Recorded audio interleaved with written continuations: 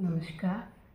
सुनिए मेरे अंतर्मन के विचारों को और जो वास्तविक मेरी ज़िंदगी में सत्य हुए हैं।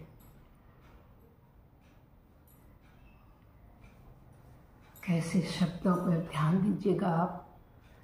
आपको बहुत प्यारा भजन सुना रही हूँ, खुद सुनिए और आपको भी सुनाइए।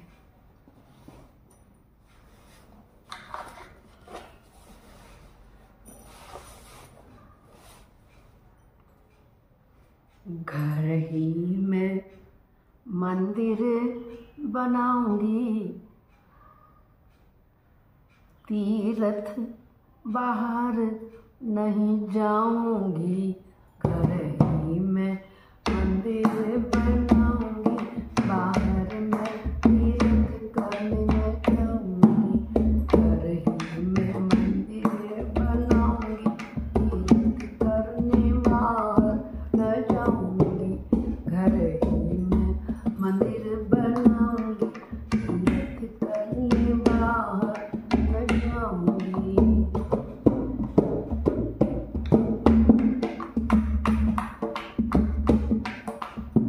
अपनी सास को गौरा बनाऊंगी, अपनी सास को मैं गौरा बनाऊंगी। शिव जी बनाऊंगी ससुर को, शिव जी बनाऊंगी ससुर को। पति देव को विष्णु बनाऊंगी। घर में ही मंदिर बनाऊंगी, तीर्थ करने बाहर न जाऊंगी।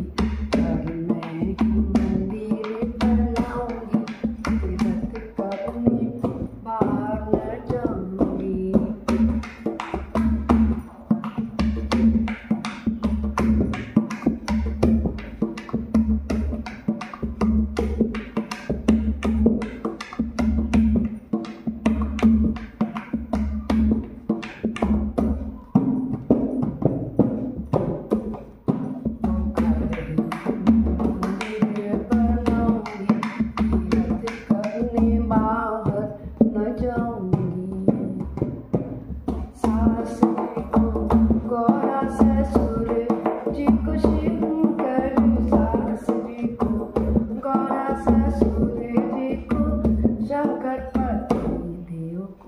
विष्णु बनाऊंगी, तीर्थ करने बाहर न जाऊंगी।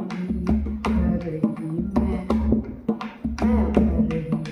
मंदिर बनाऊंगी, तीर्थ करने बाहर न जाऊंगी।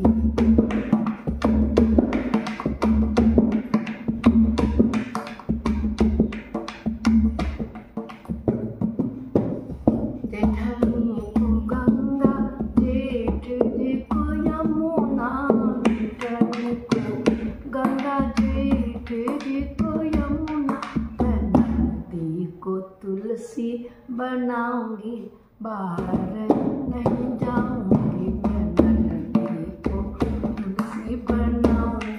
तीर्थ करने बाहर न जाऊंगी। शब्द सुनिए आप।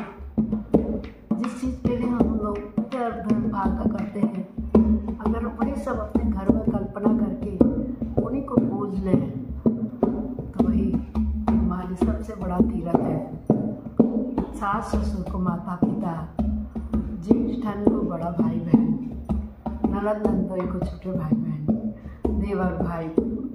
देवर बहू को अपना छोटा भाई भाभी समझ के सारे तीर्थों का फल इसी घर में, उस घर के अंदर है। और घर में ही मंदिर बनाऊंगी, तीर्थ करने बाहर न जाऊंगी।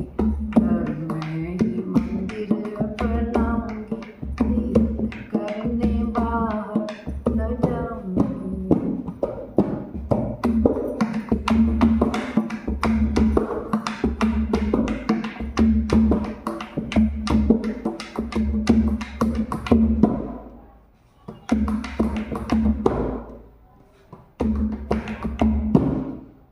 जेठानी को गंगा, जेठ जी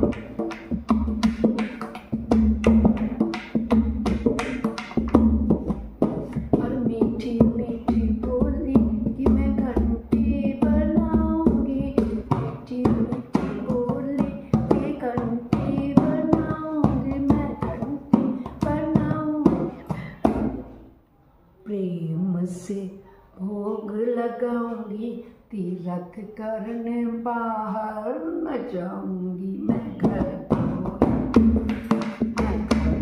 मंदिर बनाऊंगी, तीर्थ करने बाहर न जाऊंगी। घर को मंदिर बनाऊंगी, तीर्थ करने बाहर न जाऊंगी।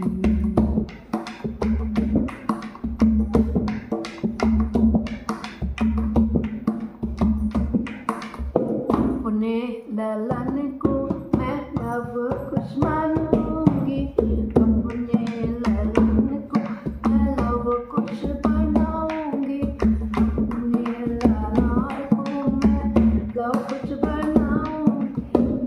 मैं ही पंडित बुलाऊंगी, बाहर नहीं जाऊंगी।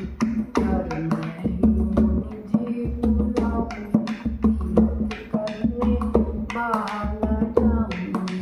घर में ही मंदिर बनाऊंगी, तीर्थ करने बाहर न जाऊंगी। घर में ही मंदिर बनाऊंगी, तीर्थ करने बाहर न जाऊंगी। तीर्थ करने बाहर न जाऊंगी, तीर्थ करने बाहर न जाऊंगी। घर को ही मंदिर बनाऊंगी, तीर्थ करने बाहर न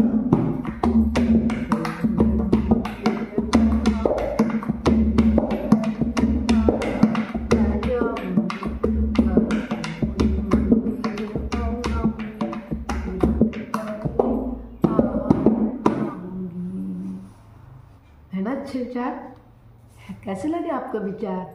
अच्छी बातें है ना, यही बातें हम अच्छी बातें सीखनी चाहिए। हमें बचपन से ही हमारी माँ ने यही सिखाया है, इसलिए हमने बड़े संयुक्त परिवार में शादी करने के लिए भी हाँ कही और उस माता पिता के आशीर्वाद से सफल भी हुए, सबका साथ दिया और अपने जीवन को, जिंदगी को उनको समर्पित किया। अपने बच्चों को भी ऐसी शिक्षा संस्कार की। आप सभी लोगों को भी, मैं तो नहीं कहती कि आप लोग तीर्थ मत जाइए, मगर तीर्थों में जाकर के मन को भी शुद्ध रखिए।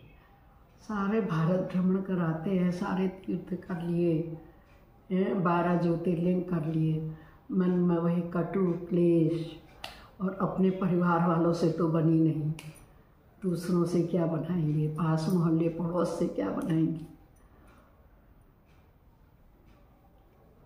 एक भी जिसकी सखी सखा दोस्त प्रेमी पड़ोसी न हो।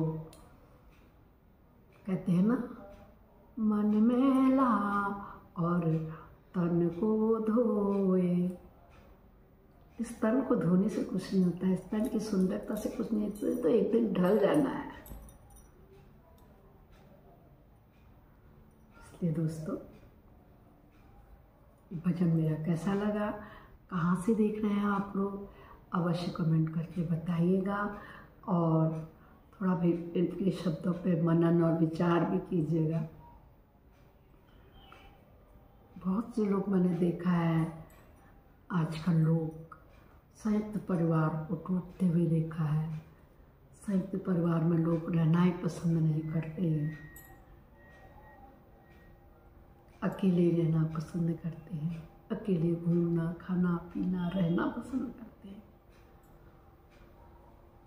अच्छी बात है, अच्छे से प्रेम मोहब्बत से रहिए, मगर उस प्रभु का नाम तो मत भूलिए जिसके दर्शन के लिए इतनी भीड़ भाड़ में धक्का मुक्की में अपने बच्चों को लिए चले जाते हैं और फिर कुछ उपद्रव हो जाते हैं।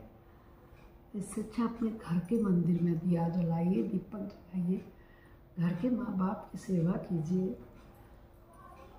माँ बाप ही होते हैं, चाहे वो लड़की के हों चाहे वो लड़के के हों। तो ये भाव हर लड़की में उसके माता पिता को डालने चाहिए। ये दुनिया में आके ही लोग सोचते हैं जिसकी माँ जैसी होती है उसके बच्चे वैसे ही होते हैं।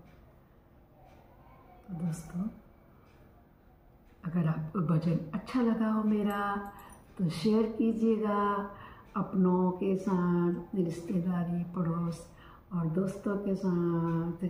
तब तक के लिए जय दुर्गा माता की जय हो।